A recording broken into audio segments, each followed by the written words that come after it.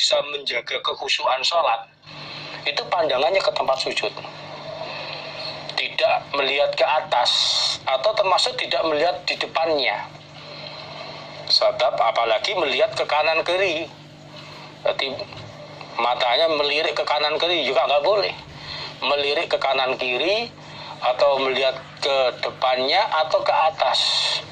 Kalau ke atas malah ada ancaman nanti dibutakan matanya. Jadi Nabi memberikan petunjuk agar sholatnya bisa khusyuk. Salah satunya yaitu pandangannya ke tempat sujud. Kalau dalam hadis yang lain ketika at-tahiyat itu pandangannya kepada isyarahnya tangan. An Abi anna Rasulullah sallallahu alaihi wasallam kana idza qa'ada fit tasahudi, ketika Nabi duduk di waktu at-tahiyat, wa du'a kafal yusra ala fakidul yusra, meletakkan telapak tangan yang sebelah kiri ke paha sebelah kiri. Wa asyara bisababah, lalu Nabi mengisyarakan tangannya, tangan yang sebelah kanan. La yujawizu basaruhu isyarahu. Dari saat Nabi mengisyarakan tangannya, pandangan Nabi tidak melewatkan dari isyarahnya. Jadi maksimalnya di dalam memandang ya mandangnya ke tempat sujud. Ini untuk menjaga konsentrasi kekhusyuan sholat. Karena biasanya orang itu kalau kedua matanya itu tidak di tempat sujud, dalam sholatnya ini lamunannya, pikirannya kemana-mana. Bahkan yang bisa terjadi bacaan sholat tidak pada tempatnya. Ini harusnya membaca surat Al-Fatihah, terjadinya malah membaca at-tahiyat. Atau pada saat duduk harusnya at-tahiyat, malah kadang-kadang terjadi baca Al-Quran atau ingat yang lain. Ini yang terjadi ketika pandangan mata ini melihat ke depan atau ke atas, apalagi melirik ke kanan ke kiri. Ini jadi Nabi ini termasuk memberikan suatu pelajaran agar sholatnya bisa khusyuk, yaitu pandangan matanya ke tempat sujud. Babul amri, babnya perintah. Tadi yang saya terangkan dijelaskan dalam hadis Nasai juz 3 halaman 39.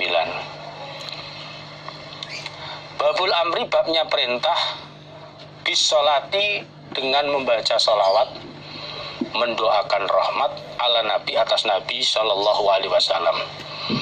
Bab ini menjelaskan perintah untuk mendoakan rahmat atau membaca sholawat terhadap Nabi di waktu sholat, itu tepatnya pada saat at-tahiyat.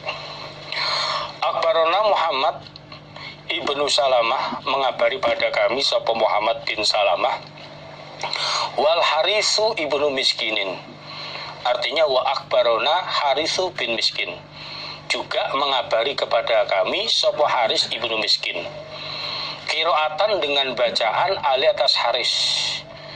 Jadi Haris salah satu gurunya Imam Nasai ada dua, Muhammad bin Salamah dengan Haris bin Miskin. Wana, sedangkan aku iku asma'u, mendengar aku. Saat itu saya mendengar hadis yang dibacakan oleh guru saya yaitu Haris. Walaftu, sedangkan lafaz hadis, redaksi hadisnya lahu miliknya Haris. Ani Ibnul Qasim, dari Ibnu Qasim, qala berkata Ibnu Qasim, hadasani, bercerita nih padaku sapa Malikun Malik an-Nu'aim, dari Nu'aim bin Abdillah al-Mujammir, anna Muhammad, ya Muhammad ibn Abdillah bin Zaid al-Ansori, orang Ansor, penduduk asli Madinah. Wa Abdullah, sedangkan Abdullah ini adalah bapaknya Muhammad. Ini jumlah mu'taridah di kurung tutup kurung buka. Abdullah bapaknya Muhammad bin Zaid iku alladzi, orang urida yang diperlihatkan dia, hanya bermimpi, an-nida pada azan, bis sholati, dengan sholat. kurung tutup. Iku akbarau mengabari siapa Muhammad hu pada Nu'aim bin Abdillah an Abi Mas'ud al-Ansari anau sesungguhnya Abi Mas'ud, Abdullah bin Abi Mas'ud iku kola berkata siapa Abi Mas'ud. Jadi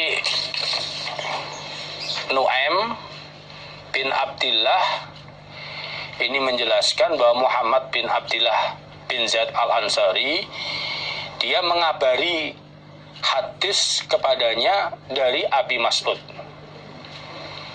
Terus Nu'aim menjelaskan bahwa bapaknya Muhammad, Abdullah bin Zaid, itu adalah orang yang bermimpi adzan sholat. Di waktu tidurnya dia bermimpi diajari azan sholat, sehingga yang sekarang termasuk yang dipraktekkan azan sekarang termasuk dari impiannya Abdullah bin Zaid, juga diperkuat oleh impiannya Umar bin Khattab. Abi Mas'ud beliau bersabda, beliau berkata, atana datang pada kami sapa Rasulullah sallallahu alaihi wasallam fi majlisi Sa'ad ibn Ubadah, di dalam tempat duduknya Sa'ad bin Ubadah. Jadi Abi Mas'ud bercerita suatu ketika Rasulullah sallallahu alaihi wasallam datang ke tempat duduknya Sa'ad bin Ubadah. Jadi tempat duduk membahas tentang ilmu, tentang agama. Pada saat itu faqala maka bertanya lahu kepada Nabi sopo Basir bin Sa'ad. Pada saat itu Basir bin Sa'ad bertanya kepada Nabi. Isi pertanyaannya, amarona perintahna pada kami sopo Allah azza ma mulia sopo Allah wajalla dan maagung sopo Allah an-nusoliyah bahwasanya mendoakan rahmat kami atau membaca salawat kami alai ke atas engkau ya Rasulullah wahai utusannya Allah. Fakaifa maka bagaimana ikunusoli mendoakan rahmat kami, membaca salawat kami alai ke atas engkau. Jadi pada saat di tempat duduknya Sa'ad bin Ubadah, Basir bin Sa'ad bertanya kepada Nabi, Allah telah perintah kepada kami di dalam Al-Quran untuk mendoakan rahmat kepada engkau. Itu firman Allah dalam surat Ahzab ayat 56 yang isinya innallaha wa malaikatahu yusholluna ala nabi. Perintahnya Allah, ya ayyuhalladzina amanu shollu alaihi wa sallimu taslima.